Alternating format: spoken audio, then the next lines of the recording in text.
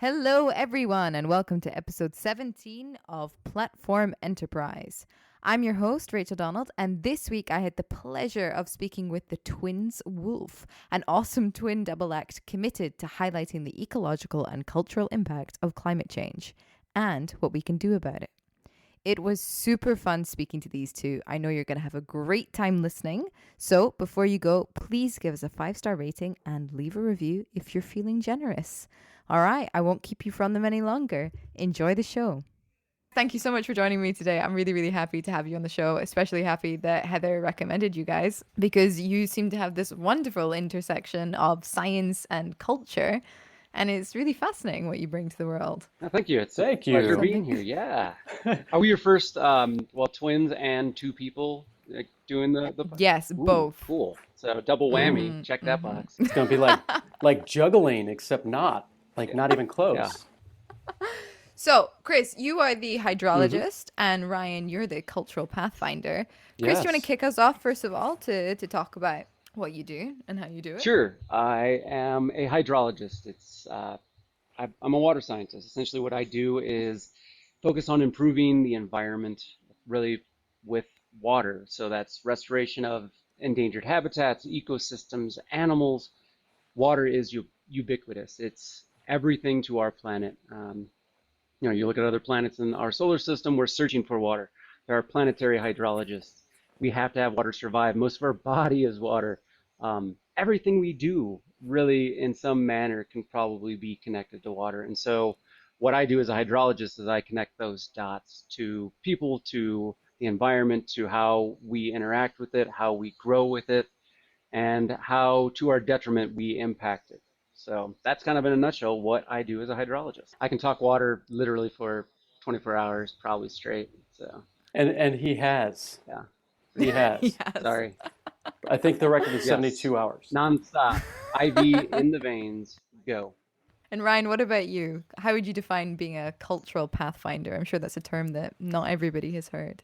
Sure. For me, being a cultural pathfinder is finding out the reasons behind a particular culture, a region, the who, what, when, where, why of a society. And that doesn't mean current society. It's definitely included, but what happened in ancient societies, and especially complementing what Chris does on the hydrology side, where if you have an ancient society, Native Americans, Egyptians, then why were they successful? Why were they not? And to find that path and to really dive deep into their successes and the pitfalls so that we can learn from both. So we can emulate successes and learn from the pitfalls to avoid them and really enjoy it, because then we can dive deeper into different cultures. And culture is one of the many things in this world that's so amazing because there's so many and each culture is so unique. So diving down and taking a path into each culture is what I seek to do, and a compliment to Chris. Oh, wow, that's amazing. How did you start that? Did you just be like, okay, this is what I'm going to do. This is all. I'm going to go off and I'm going to explore cultures and I'm going to figure out how they did it. It's such a kind of special, unique thing. Yes, Yeah. for me, culture is such a neat thing because first it spans generations, right? You don't get a culture just by snapping fingers. It spans a long, long time. And just like an individual person, I would argue, has their own particular culture due to their family and their environment. Now just extrapolate that, make that micro to a macro, and then you have this massive culture. Let's use the Chinese culture, which is very, very old, dynasties, right? You can see a lot of what exists today if you study their culture back in the dynasty, how they think more of a collective, how they interact with each other. So I was always fascinated about that. And so I pursued that in my education, in my undergrad, with a minor in history because I'm a nerd with that, with history and how we got to where we're at. Because, and again, just touching on it again, if we don't know where we're at presently and we don't know how we got here, we don't know where we're going. So I love that piece of the culture. And again, it's just so different. It's dynamic. If you look in Europe, You have Europe, but each country within Europe definitely has a different culture, and each of them are beautiful and different and challenging and dynamic. So that's my passion behind it, and that's why Mm. I like the Pathfinder idea, because then it's not a clear path. You Mm. have to find it, if that makes Wow, sense. that's awesome. Yeah, yeah, Sure. it does. It's like making history. You guys have like this hashtag make science sexy. Ooh. It's like making history sexy. Boom. Rachel, you just came up with another hashtag for us. Oh, can I copyright that? Yeah, all yours. Making history sexy. So how does it fit together? Sure. I kind of started it. I guess the idea behind Adventure Hydrology was first to start showing people what's going on in the world of water, and it's kind of mentioned previously, everything's water. I was working as a hydrologist for the United States Fish and Wildlife Service, jumped in to the Rio Grande, which is the fourth largest river system in the United States. It is totally diverted out of its banks, the fourth largest river system. And then because of that, the habitat was essentially just for very extended summertime periods destroyed. The habitat's gone. So the Fish and Wildlife Service got in ATVs, drove upriver till we found it, till we saw where there wasn't a diversion, and we started rescuing as many endangered fish that can be found nowhere else on the planet. And then after we were done rescuing as many as we could, we drove them to the only place in the world where they are bred and saved, and then we put them back in the river when the flows returned. And I asked my colleagues, why don't we tell people we do this? And how long have we been doing this? And they said 20 years, and didn't give me a really good rationale as to why they didn't tell people that that is what science is, and that's what hydrology can be. And so I was like, okay, well, this is stupid.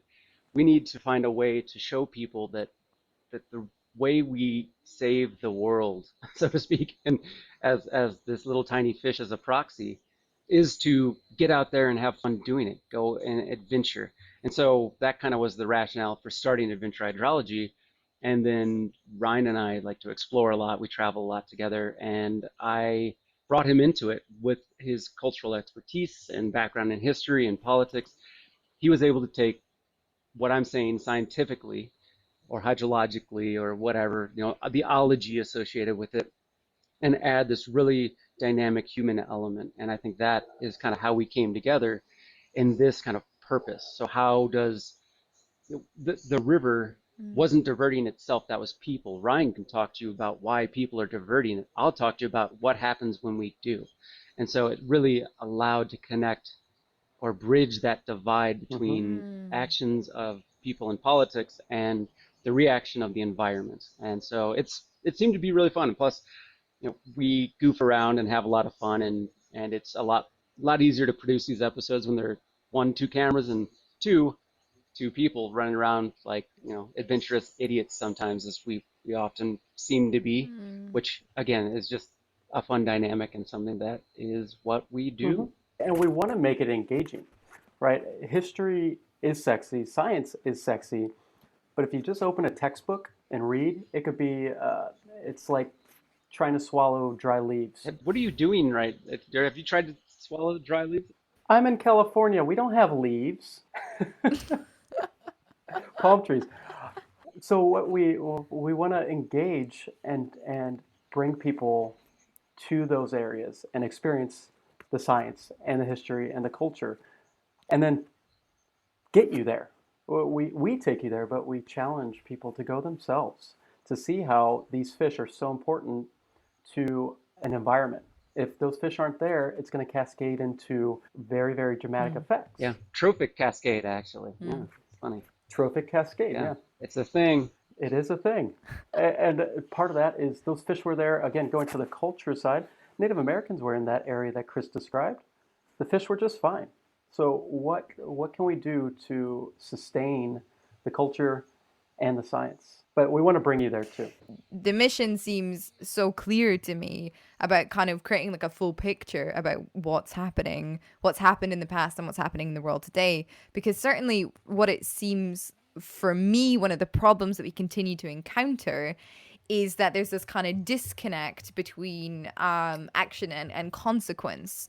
So why, as a species, as a conscious species right now, we're not taking more action to solve these small issues that could really help with climate change. Well, it's because people don't understand that politics impacts culture and culture impacts the environment and science impacts the environment. And like we tend to treat all of these problems as separate moving pieces, whereas actually it's the friction between them that is creating so many of the issues today. And that is the problem. I think that that friction isn't seen. You know, humans are reactionary. We don't change things because Hmm. we want to. We change things almost because we're forced to. And I think we are reaching that point where we Yeah. won't have we would have crossed a threshold and we will never get back to that threshold. So knowing that it exists in front of us, like you said, the right people knowing it and understanding that that friction is that push point, that we need to not get to that threshold so we can fix the trials and tribulations that we've set up for ourselves, that the generations before us have set up for themselves or for us. Because if we don't, it's to our detriment, which is, to use a scientific word, a bummer. And Chris, I know you and I have talked about, and Rachel, what we use as an analogy to describe this are the dinosaurs, right? The asteroid hit and it created a climate event. It's not the asteroid that necessarily killed the dinosaurs. I mean, it definitely killed anything near where that asteroid impacted, Yeah. period. But it was the series of events, the cascade of events that created the mass extinction on Earth. And now, where is this asteroid? Yeah. We are. We humans are the asteroid. The impact is already affecting us. It's whether we want to make a decision and to take that action that you point out, because there's a disconnect between uh, the action and the consequence. We need to take the action now, or the consequence will be great. We are the asteroid. It's already impacting. It's, do we want a mass extinction, or are we going to do something about it? Yeah, yeah. And it's this Mm-hmm. proactivity, Hmm. as you're saying, like this is rather than being reactive, and understanding like the interconnectedness between all of these things and the fact that it's so often like lots of small actions. And I can't get out of my mind right now something from like a chemistry class I had 12 years ago. I want to make a metaphor about like chemical bonds or something. Yeah. I don't know if my subconscious is trying to show off here. Um, Do it. Come on. I want no, to. I want to I hear don't this. I've been Ionic or know. waiting. covalent? Something about Yeah. um You could do hydrogen Oh. bonds. It's how you can put a needle on top of a glass of water, or you can stack um, like a bunch of drops of water on a penny or any coin. How it's like 25 drops or something. You okay, know, there you it's go. there are deeper bonds, and we see them. You know, and we have literally those bonds inside of us if we're talking water wise. Mm, So I think you nailed it on the head. It is thanks so yeah, much. You totally. saved me from myself there. No, it's you just blew my Yeah. mind and just like, wow. Oh yeah, there's all this cool stuff. So thank you. It's just this thing of like people being kind of unaware um of just how much into like just how interconnected everything is, and the fact that so many different changes need to happen. And like there's this real kind of greenwash, and I'd really like to get into this with you guys if Hmm. if you're interested. There's this kind of greenwashing wave where when we can see negative results, and I'm thinking of like plastic and the plastic pollution in the oceans and people's emotional reaction to that. And that reaction has been to ban plastic in a lot of places and to switch to paper, which is directly against the science that says like the last thing that we need to be doing is using paper for disposable products, because of the water use, because of the pollution, because trees are not Hmm. renewable, blah blah blah blah blah. Yeah. There's this kind of reactivity or hope that we're going to find one solution to our problems, rather than really understanding these bonds that connect everything, and the culture Hmm. that underpins that. Am I right in kind of thinking that? Yeah, I Absolutely. think so. Yeah. Tell me how, like when you guys first started working on Adventure Hydrology together, how each of your perspectives informed each other and how they evolved because of that. So it was Salton Sea where we had our first adventure. Mm-hmm. So the largest lake in California is man-made by a mistake. way back in the day. Kind of by greed as well. I'll call Yeah. it like, yeah. So go for it, Ryan. Humans greedy? Nah. Well, Chris, Crazy. fill in. You're the hydrologist. I'm Okay, just the history and culture. So, cool. History of the Salton Sea in a nutshell. yeah, in a Um, nutshell, the Colorado River used to flow and it would fill up this massive area. And if you look on a topographical map of California, you could just see it. It's just this huge bowl valley. mhm. Nonetheless, the river diverted. Every once in a while, it would overrun its banks. It would fill up this lake again, rinse, repeat. Humans came in, diverted the Colorado River. And now this lake is dying. Unfortunately, this lake is also it's enormous, and I think at its deepest, it's only now 6 feet deep, and it is polluted, and it smells like eggs, and the San Andreas Fault runs right under it, Yeah, the oldest section of it and too. It's really cool. There's some mhm. really cool stuff down there. So this lake is dying. It's in fact it's dead, and this is the policy and the culture side that I love is that the state of California is allowing it to die. They're not helping it. And what this will inevitably create are dust storms. We have these storms, wind storms called Santa Anas, where the desert wind blows into San Diego. Well, this desert wind's going to pick up all of this this pollution that no one Yeah, wants. legacy ag. Mm-hmm. Essentially, there's a lot of farms around it that are just growing alfalfa. So it's highly fertilized, a lot of phosphorus, a lot of things you don't want to actually inhale. Correct. So continue. You don't I'm want just throwing in the particles. hydro Yep. stuff. Boom. Bad boy, Chris. Yep. And so it's going to pick up this dust and it's going to send it to San Diego and surrounding areas, and we're going to breathe in this dust. So it's going to kill us, and there's no action being done about it. They're just going to let this lake die, and they're going to let us inhale these pollutants. So that, going back to your question and going full circle here, Chris and I went on this adventure to go visit this lake, to bring awareness that this lake is a big problem. Is it a problem right now? Yeah, but will it be a huge problem later? Absolutely. Right. It's Yeah. generational. It's not it it's that disconnect again where just because it's not a problem right this second doesn't mean we don't need to address it because it will definitely be a problem in the near future. And even kind of to that point, as Ryan had mentioned, this lake had naturally existed off and on for periods of time, Hmm. eons. There's stories in Native American cultural history and Mexican cultural history that have Hmm. talked about this gigantic inland lake or sea. And changing the regime of the Colorado River, we can talk about that forever. That's actually the river I'm protecting now as a hydrologist. But changing that regime essentially changed this place where normally there would be a lake. That lake is now, because it exists, home to millions of birds that migrate across North America to South America or anywhere in between.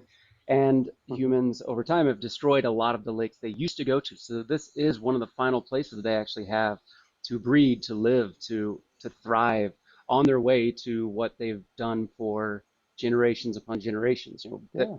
Hell, to nature, take a break. yeah, it's nature being Yeah. nature. And so we kind of restored this flyway ecosystem and now are in action because it didn't exist, which is kind of what people are saying, and that is a blunt lie because it did naturally.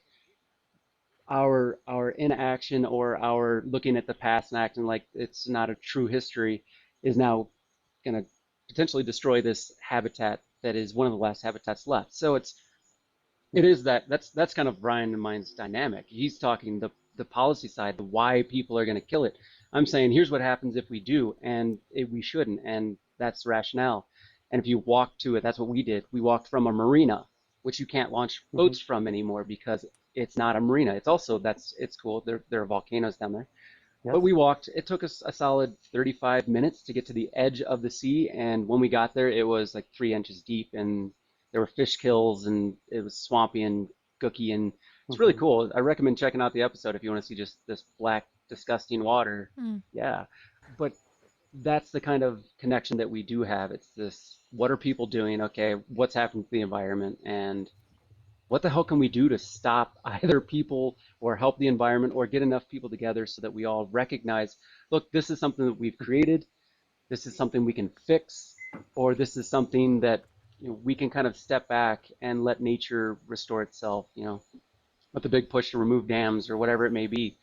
Nature it finds an equilibrium, and all we have to do is remove the one point, the one added element, and that is often us. And nature kind of find a way to find its balance. So yeah, good stuff. Okay, but how can How we? can we do that?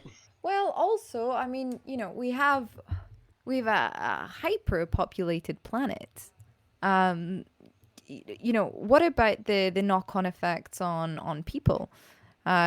When talking about removing the asteroid, removing our, I don't know, involvement in certain places. Um, Ryan, maybe you can speak to this a little bit. Like, does that potentially put communities at risk often, or are there real clear cases where nope, if we just step back and let nature do its thing, that would benefit the habitats, the ecosystems, and it would also benefit us? Yes and no. It depends where, right? In the example we're talking about, the Salton Sea, if we don't do something, it's going to negatively affect us. So we should probably do something that would positively Mm, affect us. In other areas, we've done mm, something like Washington State, where we've built dams that have destroyed salmon populations. Maybe we take down those dams. It's going to be billions of dollars to do it. But is it the right thing to do? Will it help the community? Is it worth the cost? That's up to that community, and mm, that's what we try to look at, and that's what we try to push as well. Is that we're two people, four people make a louder noise, 10 people make louder. If we can build a community to make an assessment of what is best for that community and make a positive change, even if it costs money, isn't positivity better than negativity? Isn't progress better than stagnation? So I would mm. say yes, but it's really up to that particular community. It's the community itself is going to be affected, and they need to make that conscious decision, an educated decision, not a guttural decision where it's just off off cuff, off whim. It needs to be educated. It needs to be a collective decision, as I see it. Have you come across examples that would adequately reflect on a micro level what we're up against globally with climate change? So on a micro level that we can't do anything about, that we Um, no, no, no, not that we can't do anything about, but maybe one of your episodes where the particular example of the waterway and the culture and the problems that are faced is kind of emblematic of the global inaction or the global Mm. misunderstanding or yeah, it's just reflective of the challenges that we face. Chris, how about the severe drought that we're going to be in for the next forever and a day, ooh, and the demand on water, that's scary. um, and that's global, right? That's going to affect Europe. That's gonna change weather patterns. I can take that. So we kind of mentioned it. I'll try to say this quick, but we can probably point to a couple things in the United States. One of the adventures we went on is Monterey Bay. It's in the coast of California, a little south of San Francisco for just geographical reference. It's this beautiful bay that has an amazing canyon that thousands of humpback whales and actually just thousands of sea creatures either migrate through or live in. What had happened there is through through some rationale, people wanted uh, sea otters. They wanted sea otters coats because they made really cool hats or whatever it was. And so what happened is they started hunting those apex predators, so to speak, and it created something called Trophic Cascade. And we kind of mentioned it before because it's a thing. But Trophic Cascade is either adding or subtracting this natural element from nature in this case. And we have influenced this, but by removing the sea otters, what happened is the uh, food that they eat, sea urchins, then started eating more and more and more kelp, which destroyed the kelp forests. And so the kelp forests, without those forests being there subsurfacely, beneath the ocean, that essentially created this whole massive ecosystem die-off. So just removing one piece of that created this trophic cascade. I always kind of compare it to a Jenga tower. we can all picture that. You keep moving pieces out of a Jenga tower, and eventually that tower is going to fall. That is the collapse of the ecosystem. And if you keep moving those pieces, that is the Trophic Cascade. You can also add pieces back. And so once they stopped hunting the sea otters, the kelp forest returned because they were eating the urchins and so on and so forth. We see this with wolf reintroductions and elk populations being healthier because they eat the young and the old, the sick and the weak. It actually helps these populations ecologically. And so those are just kind of some of the adventures we've come on. And I think what what we one thing I've been kind of following is there's a gigantic iceberg that is racing towards South Georgia Island. It's an island kind of off the coast of South America. Actually, not kind of off the coast of South America. That has very, very, very little human contact, but is this spectacular ecosystem that is virtually untouched except for some minor tourism.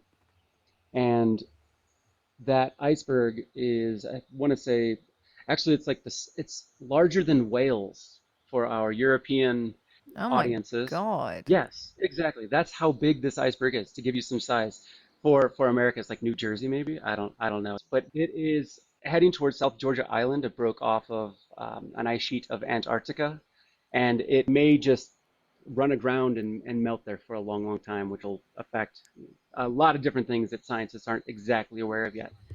But yeah, that a chunk of ice that big has broken off, and that is because of climate disruption. I'm getting away from climate change.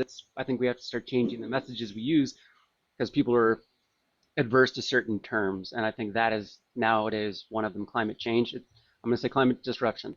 So because of climate disruption, this big ice chunk fell off, and it wouldn't have naturally happened. Now that could impact this very spectacular natural habitat that no one's really been to, except for scientists and some maybe affluent travelers, because it's very hard to get to. But it is going to have an impact, and that's kind of that little microcosm of we did cause something. And though I'm hoping to go on an adventure there, it's going to affect a lot of other things that we're not even aware of yet. So it's kind of telling those stories. Yeah. So, and maybe I got off a little tangent, but that's kind of how it No, goes. Okay. I would like to stay on this iceberg. Okay. Yeah. Is this like the biggest one that's ever broken off? I don't know. Why do I not know about it? Why don't you Like, know about it? That's a good question. Yeah, I actually want to say that I got the the comparison to whales from BBC. So thank you, oh, BBC, for doing world reporting. Yeah, exactly. oops. Yeah, someone I needs. don't know about it because I'm not Good following job, the BBC. BBC closely enough. I read a lot of science stuff. That's one of the Yeah. things that kind of, it's something I enjoy because that's what I'm trying to fight. It does drive home a point, though, that it's all the way at the bottom of South America. Is it going to affect you? Yes. Yeah. It will. Yes. Yes, exactly. It will affect you. But do you see it? We grew up in the heartland of the United States in Missouri, and we have tornadoes. Have you ever been in a tornado? Because we have. It's hard to even imagine that they're real. Right? Yeah, correct. To see this funnel that is spitting wind out and throwing straw through 2x4s, like just insane. But without experiencing it, you don't know the impact. Yeah, it affects you because that storm is still heading east. That storm will inevitably, if it swings north, it's going to hit the United Kingdom. If it continues, it'll hit Europe. It's this always evolving weather system, right? This world weather pattern. That said, that storm definitely destroyed some stuff and it affects a lot of people. But without actually being in it, you don't have that sense of ownership. And I think that's a systemic problem we have. And to point out what you said, when you ask, are there micro examples that lead to a bigger global issue? Absolutely, everything. If something happens like the iceberg, that is an issue for the world because that's not the only one that's going to happen. It's not a freak occurrence. That's our future. Greenland is melting, And so that's rebounding. going to and rebounding. Yeah, and which means it's actually lifting. Right, the ice is melting, so the weight of the ice is no longer there because it's gone, and Greenland is rising. So Greenland's top mountain, let's say it's, I don't know, 2,000 meters. It might be 4,000 by the time that ice sheet's gone, because like a flotation device in a bathtub or a pool, if you push it down, that's the weight. If you release it, it's going to rise. Nonetheless, that's going to affect the Atlantic. The Atlantic will cool. It will change the weather patterns. Who knows? We know the science. Good Yeah. stuff, right? I know. We'll try not to get too doom and So, gloomy so because for, it's No, please do. I love doom and no, yeah, no. gloom. I know, but we got to Well, change that. yeah, Like, that's the whole point Well, is that's it's true. We got to be optimistic. you got to be bold. We can change it. That's the thing, is that if we can draw more awareness as a community to these issues that affect you, whether you know it or not, and we can show you and take you there and say, this iceberg does affect you in Wales. Hey, it's the size of you. You will care more. Yeah. You will Yeah. know, and that's what we're trying to do with Adventure Hydrology, is to bring you there, to see your planet, to make sure that you see the impact, whether it's perceived or real. It's always going to be real. Yep. Yeah, and I'll send you. I just looked it up really quick. I'll send you the entire thing from the South Georgia Island Association. It's cool. You can read about it. They have a podcast, maybe, or some sort of webinar from British scientists who are studying it. So I'll send it your way. You'll be able to check it out, and you can tell. cool. Yeah, it's pretty gnarly.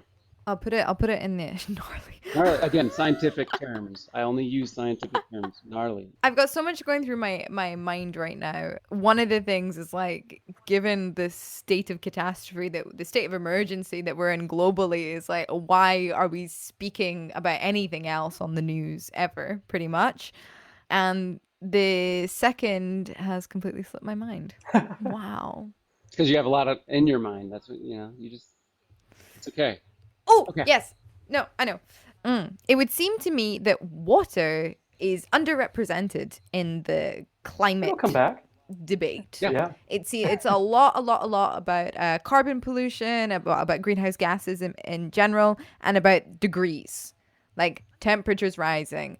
And I'm amazed at, well, I mean, I hadn't even thought about it that much actually before I spoke to Heather, but yeah, I'm amazed at the lack of information that's being pushed out about water. Why do you think that is? I'll jump on that one since I'm kind of a water dude. So I think the driving force, the catalyst for why the Earth is warming is because of an increase of greenhouse gas emissions or the trapping of that. So I think that's why everyone's like, oh, we need to stop driving cars and stop polluting this and that. I think water is frequently missed in the sense that that is being most affected. It is not necessarily a thing we can't go grab that iceberg and really do much. People have talked about it, like bringing icebergs and fresh water to places without water, but that is the thing that is being affected the most. We hear about glaciers melting or droughts or feasts and famines and whatever it is. That is a huge disconnect. Is that sure, greenhouse gases are X, Y, and Z, and we definitely need to get a hold of those. But the thing that are affecting the most is weather, and weather is water. Humidity in the air is water. Temperatures is drying of the ground, which is water. It's all, I've said it, it's all water. It doesn't matter. I'm biased as all hell, but I also admit that. So I think that we talk about it, but not directly. The thing that is affected is always going to be water because without it, we can't do anything else. And so, yeah, those conversations are never really being focused upon. And to that end, again, it's climate change is all about sustainability and composting and this and that.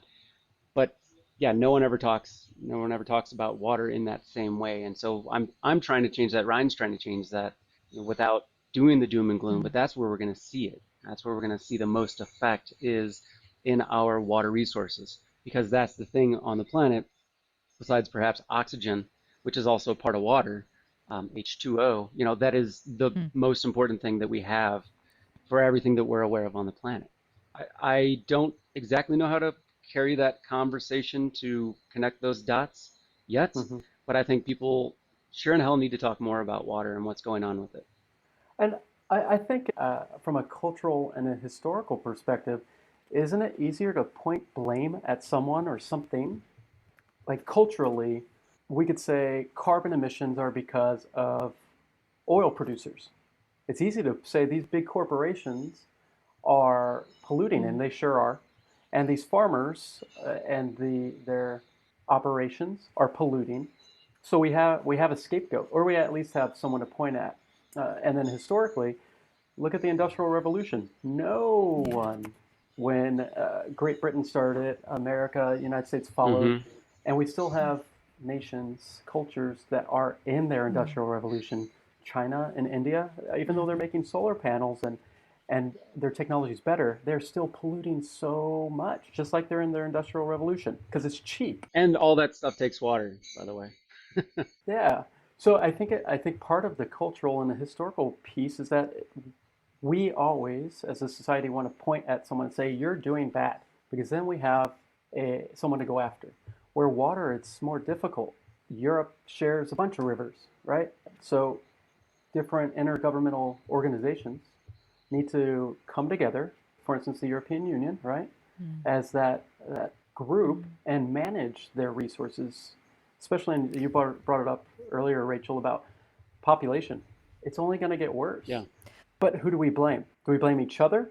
It's easier to blame oil. It's easier to blame a corporation than each other and nations because that leads to lack of cooperation. I mean, there is definitely a lack of responsibility being taken in a Mm-hmm. lot of corporations. But I think the mistake that I kind of see being Yeah. bandied about is this use of the word they. You know, they Mm-hmm. as in big oil or they as in government. And it's like, they're just fucking people. They're just people, Yes, same as us. They're liable to correct. mistakes. Their mistakes are far less forgivable because they're not meant to be making them, for sure, certainly, Correct. and you know, government officials. But to think that we as individuals would be better in that position is, I think, a fallible mistake of ego. And it would be far better to kind of come together and be like, well, what's the culture Yeah. that we're Mm-hmm. creating here that is enabling these kinds of people to stay in power, to be elected, and to be completely either incompetent or uncaring? Like, why are we Mm-hmm. rewarding this kind of, I don't know, negative Behavior. feedback? Yeah, negative Yeah. behavior. Or, Yeah. or, or lack thereof, right? No behavior. Yeah, exactly. That, and I think that's a great point. How do we continually see these issues and yet put people in positions of power that don't do anything about it? You know, is that a reflection of us as voters or us as the constituents they represent? Or is that a perspective of Yes. their greed and their power and their indifference to the Mm, commoners or so on and so forth? Like, what? mm, That's a great To their question. Yeah, constituents, yeah. but Mm-hmm.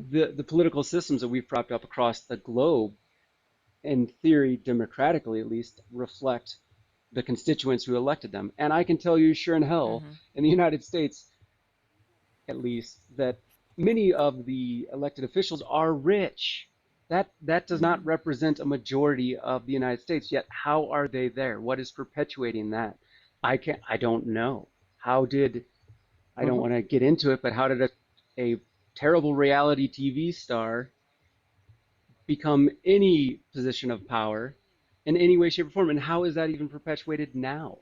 Like, why mm, are people famous for being famous? Why is that mm, important? Why, as again, I can only really speak to American culture because that's what I'm surrounded by.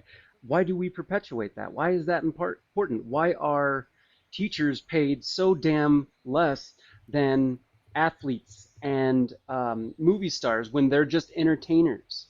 What I don't why Where is our social structure? Sorry, that's a little diatribe off my. That's more Ryan's topic, no. but I tell you that's like questions that we need to answer as a Mhm, society mhm, across the globe, in my opinion. And it's mhm, the hardest damn thing to change. Culture is by far the hardest thing to change mm, because you need that community. A culture is not an individual; it's a society. mm, That's why it's different societies. As I said right at the beginning, we have a lot of different societies. Hell, just look at the United States or Europe. You have a similar mindset, similar culture, but boy, if you dive deep into it, it's not. It really Yep. mm, isn't. mhm, mhm. California is different than Colorado, which is different than Washington, which is different Yeah, than Wales, which is different than Scotland, which is different than yeah, Ireland. It's yeah. culturally similar, but the interest are not. They're dissimilar.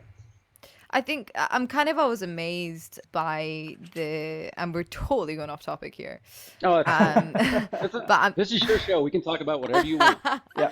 Well, I'm always amazed when people talk about countries' economic health. First of all, as if that's any sign of what's actually going on ground level for the citizens. And Exactly. then when GDP is kind of like the baseline for, the nation's well-being or whatever, as Yeah. if that has anything to do with reality, with people, Correct. with culture, and I think it's that homogenization of globalization and Yeah. of economics that has enabled us to kind of be like, oh, well, this is the West and this is, Asia and this is, Europe and they're all the same thing and they're all culturally similar. So if we ever get into any problems, it's going to be very, very easy to fix. LOL. I can't believe I just said Yeah. that. Yeah, LOL. you just LOL. I don't I even. just LOL'd. Yeah, I've got It it. was meant to be Go. ironic, I've got it. but No, I think it was, and then you pointed I it don't out. think it. That's pretty ironic. Yeah, it was good. I like It was it. good. It's good. LOL indeed. Like we have these ways of talking about nations as these abstract cultural beings, and yet they're actually all of these pieces, as we're talking about their waterways and their lands and their ecosystems and their people and Hmm. their communities, and that does not seem to be Ideas. reflected. And ideas, yeah, culture. Yeah. So how can we get any new ideas? Like, how do we change from the ground up? So from my perspective, I think we need to just realize that the environment and, as I would argue, the environment and economies, you touch on economies, they're connected. They are. If the environment fails, the economy is going to fail because you're going to have to spend more on natural disasters, building massive flood walls to make sure that cities aren't inundated with seawater. So if the environment's not taken care of, the economy is going to falter. So we need to, I would say, right away, get rid of the idea as a collective that they are not connected. They are connected, period. And you can see that with wind energy and solar energy. That's economics, and that's environment. It's better for the environment. It's making jobs. So start there. And then once we all collectively agree to this realization from the bottom, we start taking that action. Stop the disconnect and put in place good ideas and put in place an idea.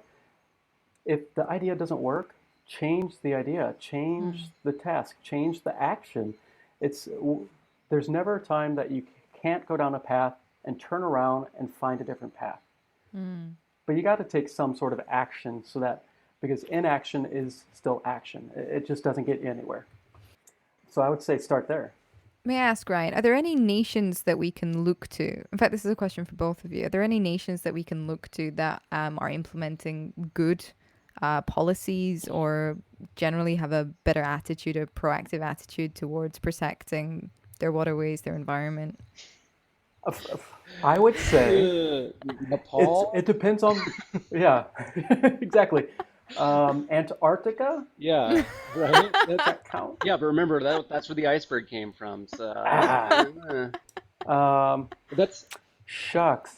I think that's really tough Really, it's because I think what has happened in the past is, or what people will point out is this consumerism culture that I think is now global. It's this global economy. China produces everything and it goes everywhere. Great, then we produce stuff here in the United States or Europe as a commonwealth. The European Union produces stuff and that's a single economy now. Britain now is its own economy back again, and they're going to start exporting to compete. So it's this consumerism. Who can have more, or who can sell more, and who can make the most? And that seems to be the way people are driving their own economies. Or we have these, I think you pointed out, Rachel, very well, it's like GDP. I think that's a bogus metric. Why don't, what happened to like happiness or reasonable health health. for people? Yeah. Why Yeah. don't we start using Fresh those? drinking water Yeah. The lack of having a or pandemic water. Hell, just destroy water. your entire country. Like, if, Hmm. if we use the pandemic as an example, the United States is a third world country, and we have the biggest military and this healthcare and this and that. We've lost hundreds of millions of people because of potential incompetence, but we have the resources to declare war on anybody we want at any time. Why? Is that Yeah. not the same? It's redefining these metrics that are essentially how we as global citizens see economies working, perhaps. Why do we constantly Hmm. have to produce more? Heather, our friend, she really focuses on sustainable fashion because fashion is not sustainable, not in the way that it is Mm. produced.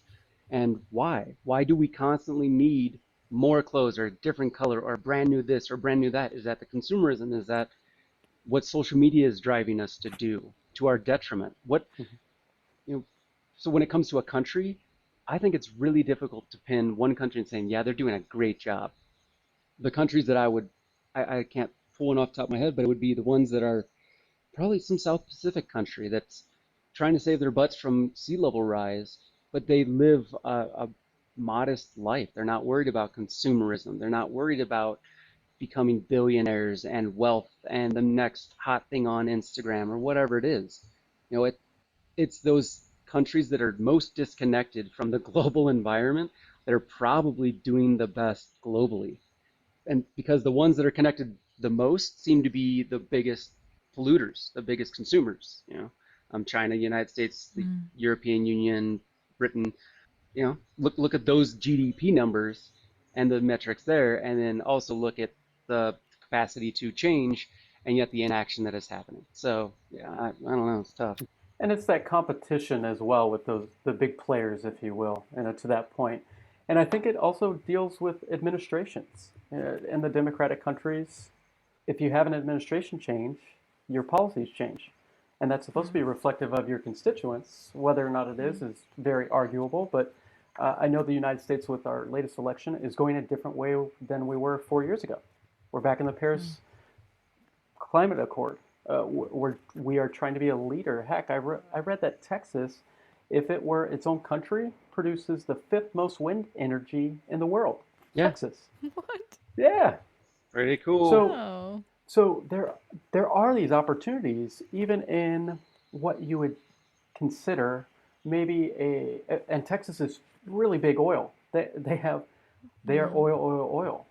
But to think that that state or any country can change based on policy and their culture because they realize that they need to, and economics and environment, right? Yeah, I think that's gonna. I think that's where, to your point, when the nations who have people who put in power and elect officials who want that change, that's when we'll have bigger leaders.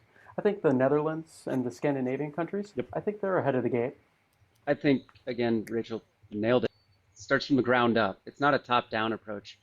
Top-down, Hmm. people want to maintain whatever level of status or power that they have, and I think the top holds on to that pretty hard because that's often maybe wealthier, more affluent populations. So what we have to do is we have to be a catalyst to drive change from the ground, from the bottom, to then either get those people that don't reflect our values out of power or to change their values as well. And that's I think the tricky thing that we're all going to have to come together to try to achieve. Are you guys worried about politics getting in the way? Because we have this ticking time bomb, climate disruption. 2030 is like the first big marker of, I think it's carbon emissions need to be reduced by X% or something by that point. There's Hmm. 2030 and then there's 2050, which I think is pretty arbitrary. And that marker is really man Yeah. made and not science predicted. Hmm. And it's really hard to imagine that we won't get there. It's really hard to imagine that we're going to have a climate disruptive apocalypse and we're going to have hordes of poor climate refugees and displaced peoples all over the world. And yet, policies aren't being put in place to stop that. So, do you guys think that there is a chance that actually politics is going to get in the way of achieving what needs to be done in the next 10 years? Go for it, Ryan. Yes and no. I think it can get in the way, and I think it could also be what we need to create that change. Yeah. We have to Right. use the tools that we have in place, or we have to change the tools or invent something new. That's going to be tough to do. So can politics be beneficial? Absolutely. Especially if we all agree to the asteroid in the air coming down, right? However, if someone doesn't think that it's going to hit them, if they're not going to be affected, or there's a GDP that says, we like that asteroid. I think there are some that do. Yeah. We can Yeah. mine it. Yeah. Politics will inevitably, and I have a fear that it will get in the way. Yes, it has that opportunity, but again, it has the opportunity to be the benefactor of different policies. Yeah, that's more Ryan's bag. But I'm hoping that politics will start maybe removing the influence of money. That's kind of a big driver. It's politics is purchased by money, so to speak, or at least opinions or policies that are legislated. I think one thing that I saw these last 4 years is that if the right or wrong person gets in power, they can kind of be indifferent of everybody's opinion, and really there's no consequence for it. So what if there was a person that was elected to some position of power and said, you know what? We're just going to save the world. We're changing it all. And in the United States, I have 4 years to do it. And I don't care if you like it. And I don't care if you agree with me. I am doing this because I've seen that happen now. Not in the way that I would say was a positive benefit. But what if someone came in and said, no, we are going to, in 4 years, get rid of oil. We're done with it. We are done with it because we have the resources to do this. We are going to put our power and our strength and our economy towards changing this, because if we don't, then here's this 30-30 deadline, or here's 100 years from now. And those are abstract numbers because that's a generation. But if someone were to say 4 years from now, here's what we're going to do. And if you don't like it, tough shit, because we're going to do this. And we're going to see what happens when we do. And just aggressively throw it down the political throats of their adversaries, like I think we've seen, and say, no, we're saving the world. We're not going to be this detriment. We're going to remove these things. I would love to see that. Someone with the audacity to say, no, we are going to be this change. We are going to do it, and we're going to show that it can be done quickly, because screw you for thinking it can't. I think that'd be really cool. And yeah, and to be that change agent, enforce it and be a jerk about it.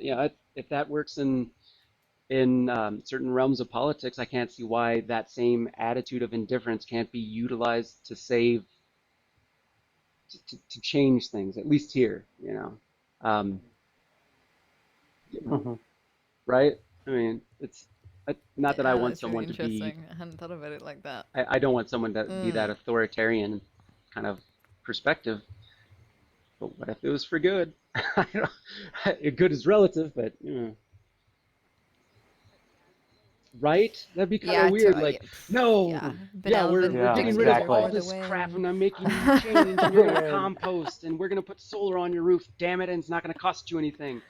There's your bailout, banks and businesses. Screw you, America or world. We're gonna save your ass. Wow, that'd be crazy. I'd be like, I don't like this, but you know what? I kind of want a hug from this guy or girl. Be like, okay.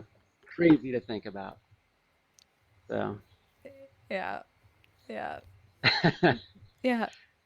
Right. It's kind of a weird, weird perspective. That is very, very, very interesting. It's like Superman.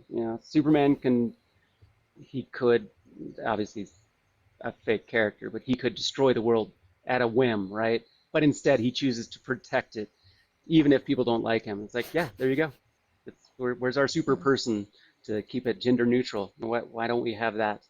And then you just throw the money away and just say, I don't care if I'm going to be elected in 4 years. Yeah. I'm changing this because I have the power to do so. Be crazy. Yeah, what could be done if somebody just took it upon themselves to be a leader as opposed to a careerist? Yeah, exactly. Which is, I think, not, I know we're off topic, but environmentally, I would love to see more of that, kind of connecting those dots. It's not these people worried about oil and gas powers getting them out of office because they have strong lobbyists, but instead saying, no, you're not going to destroy this pristine habitat that is culturally important to this entire indigenous population. you're just not going to do it. We're going to save it forever, and you'll never be able to fix that. But we're not there yet. Even though we're in a state of emergency. Yes, Yeah. Yes, exactly, we are. exactly. In fact, mentioning that emergency, you guys, well, Ryan, you mentioned the drought that's going to last forever and a day. Can you tell me, Yeah. please, about my future? Well, so the Earth it's a living thing. It has weather patterns. It has tides. It moves. It shakes. It talks. It makes sounds. As crazy as and as wonderful as that is. And so in the Southwest and in Colorado, where Chris is, and several other of our southwestern states, there's massive drought, which is really going to put a strain. And these are massive droughts with a lot of population because the United States has a lot of people. And so our water resources, which are already constrained, are going to get even more constrained. We're not going to have enough rain. It's going to get hotter.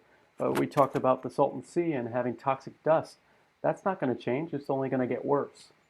And those weather patterns will inevitably, if it's hotter in one area, it's going to change a weather pattern down the road. So in the Midwest, storms might get stronger because there's no rain, so they build up, they take all that moisture and then dump in the Midwest or East Coast, like we're kind of seeing with the blizzards that are hitting there.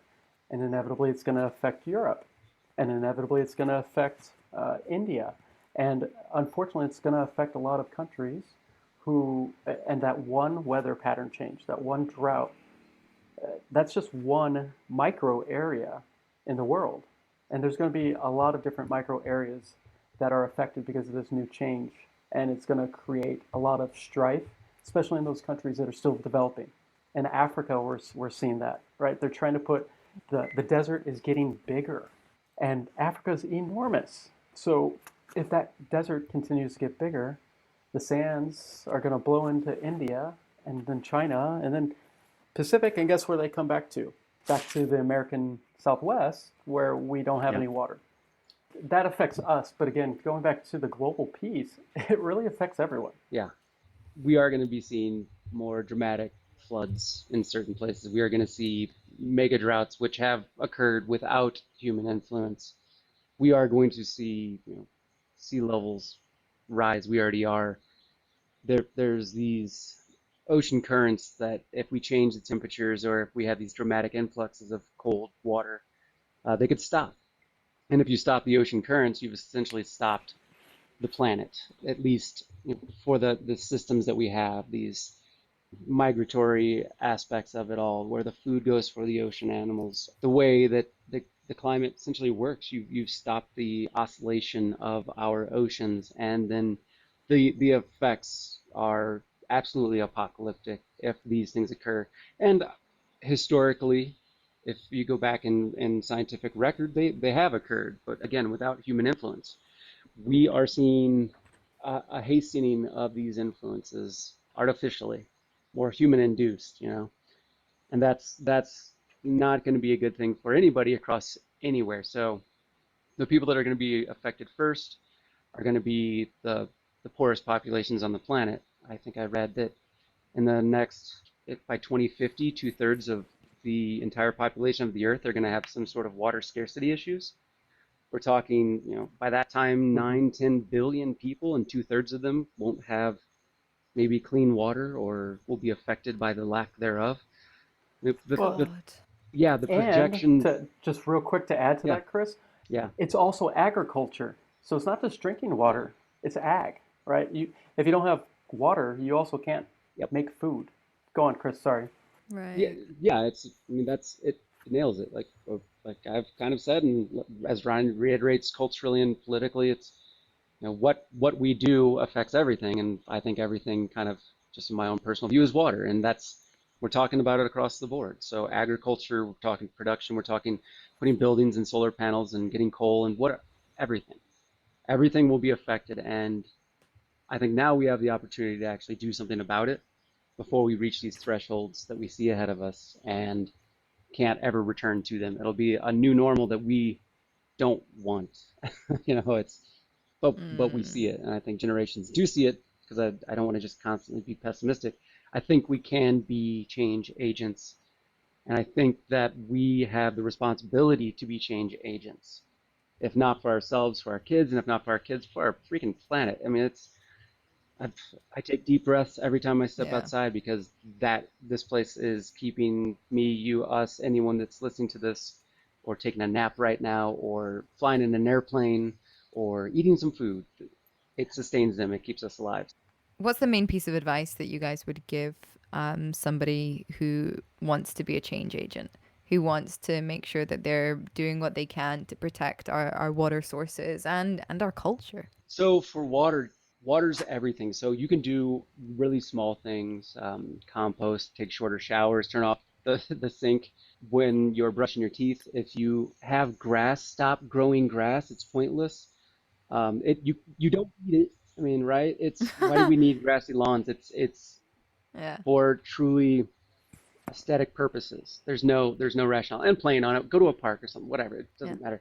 What I think my piece of advice for protecting water or enhancing the environment would be to vote and get people together and build a community and get your ass in office, because then you can be the catalyst for change and then bring people with you and start supporting those efforts that you believe in. And when someone trolls on you and makes you feel bad about yourself, just don't give a rat's ass about that, because you are the change agent. You and the community you surround yourself with are the change agents, and ignore the noise and everything else except for your family, your friends, and those things. Like, you know, ignore the noise and be the smallest change agent or the largest change agent you can possibly be, and you'll save the planet and water, which is the Mm. planet.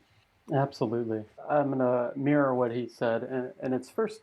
I tell everyone, go experience it, see it firsthand, get your feet wet, literally. Enjoy that environment because it will become that much more important and more precious to you because now it's tangible, it's real, it's not just a picture. I know a picture is tangible, but you have that ability to feel and to breathe and to enjoy that moment at that place. So go experience it. Then come back and create a plan of action. Write it down. Use knowledge. Research. Knowledge is power. So learn how you can make a difference to be that change agent. Make that plan. Then find your community because there are others like us out there. It's not just us three. It's not just us 10. There are communities, and with the connectivity of people using social media, email, telephone, heck, there's so many ways to reach and to find a community. Go find a community, then lead. Don't wait. Don't sit on your laurels. Lead and act with that knowledge, with that community. So go experience, create a plan, find your community, lead and act, and do it with knowledge. I agree with that. Yeah, I think there was a quote to build off of what Ryan said, and I try to use it, but I always butcher it. But it's um, you protect the things you love, and you love the things you know. So getting your feet wet and being out in the environment and seeing these places, and what we're trying to do with our adventure hydrology approach is to bring you to these places, perhaps not physically, but at least um, you know, visually and hopefully emotionally, whether that's fun or upsetting or whatever it is. Once you understand a place, once you experience a place, you have a better chance to love it. And if you love it, you will save it, because that's what we do. I love it. I think anybody that takes it upon themselves to share and to educate is a very, very, very special person. And if everybody took it upon themselves to share and to educate, the world would be in a much different position than it was today. So thank you for the work that you guys are doing. Adventure Hydrology is it's a fantastic project. It's really awesome. Tell me, in fact, before we finish up, where are you going next together? What are you going to expose? Post pandemic, right? Yeah, Okay. Um, uh, Ryan, where do you want to go? And then I'll say where I want to go, and then we'll flip a coin. yeah. Anaconcagua, if I'm saying that right. Yeah, I'd like to go to South America and do look at the cultures down there because there are a lot of. It's still a developing area.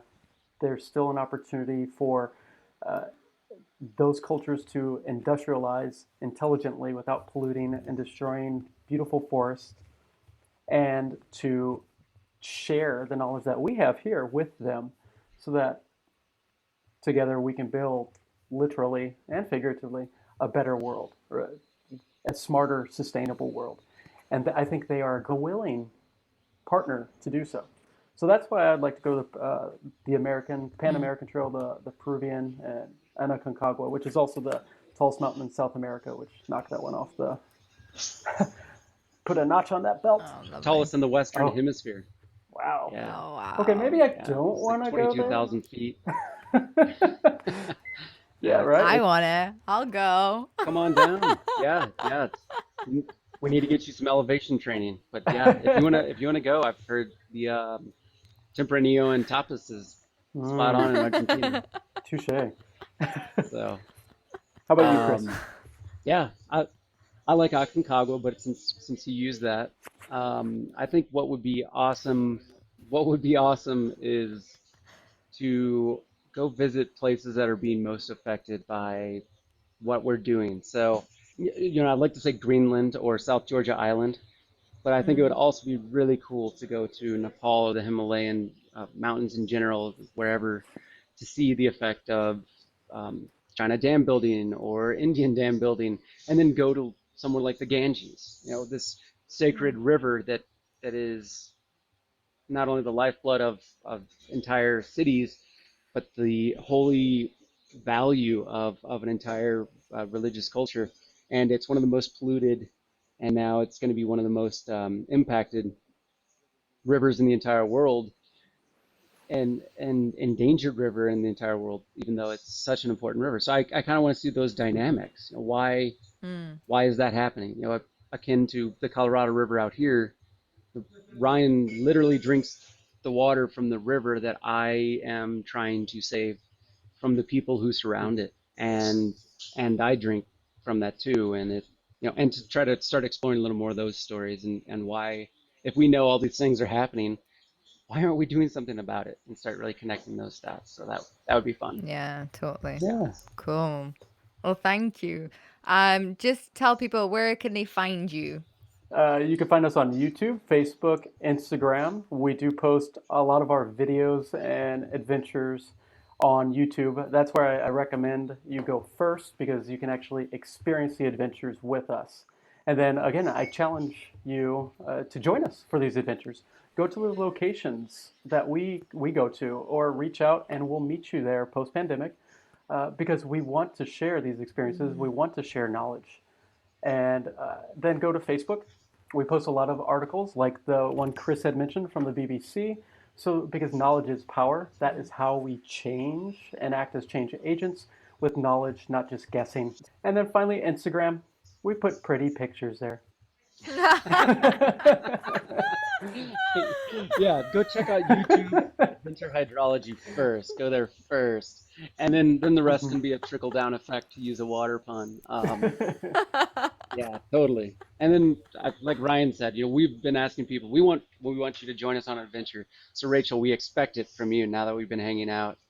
We'll come visit Please. you, and then you come across the pond and visit us. And Done. um, Don't dare me with this stuff. that is I'm a It's done deal. it's triple a humble dogger. request. Yes. No, it's mandatory, not a humble, mandatory request. Years I from would now. love to. Yeah, super. Guys, I would Wonderful. love. I think the combination, what you're both bringing to the table, is so unique, and yet it shouldn't be.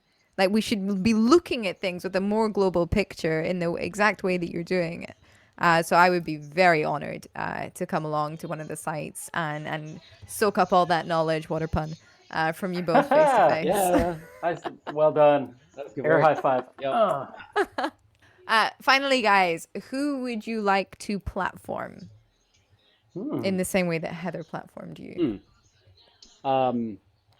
I have a couple of friends down in Texas who asked me to be on their podcast. I actually spoke at one of their really amazing events. They're building a community of like-minded individuals in the water industry, really focusing on the wastewater and water provider industry and the efforts there to protect and enhance the resources. So the H2 duo, Stephanie and Ariane, it's all about connecting and building the community. Cool. And Rachel, I want to say thank you so much for what you're doing. You are giving a voice to so many people. Your voice is so powerful. We really appreciate you doing this. Not with us. Well, I mean, yeah, I yes, appreciate with that us as too. well, but Yeah, don't underplay that. in This has been general, really fun. But yeah, yes, in general, what you do is powerful, and you are a change agent. And it's been an honor to be on this podcast with yeah. you. You do an Oh amazing job. God, no, it's my honor and my pleasure. Thank you so much for coming, and thank you as well for, being a duo here and helping me muddle through that, which is a very different experience. Thank you for your patience, and thank you for the work that you're doing. It's really exciting to meet other people who are so, how do I put this, so empowered to go out and make a change and to inspire other people to do so. So really, it's my honor. Thank you. And thank you. Thank you. It's our honor. Hello. You can find Chris and Ryan on Instagram and YouTube. I will put all the links to all of their stuff in the show notes. And before you go, please don't forget to leave a 5-star rating and subscribe to Platform Enterprise either on YouTube or at www.platformenterprise.com. Thank you so much for supporting the podcast. See you next week.